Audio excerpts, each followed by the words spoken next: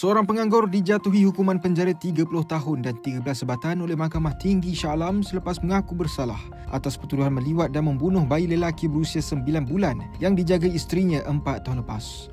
Tertuduh Muhammad Badruddin Muhammad, 40 tahun, menerima hukuman 10 tahun penjara dan 1 sebatan bagi kes liwat, manakala 30 tahun dan 12 sebatan bagi kes bunuh. Hukuman berjalan serentak bermula tarikh tangkap pada 29 April 2021. Siasatan mendapati terdapat DNA dan ekstrak air mani milik tertuduh pada 2 bermangsa, selain kecederaan akibat objek tumpul yang mengukuhkan elemen penderaan seksual. Bedah siasat juga mengesahkan bayi itu meninggal dunia akibat perbuatan yang menyebabkan sesak nafas. Kesalahan bunuh didakwa mengikut Seksyen 302 Kanun Keseksaan, manakala pertuduhan liwat mengikut Seksyen 377C. Pendakwaan memohon hukuman maksimum mengambil kira usia mangsa dan tahap kekejaman perbuatan tersebut.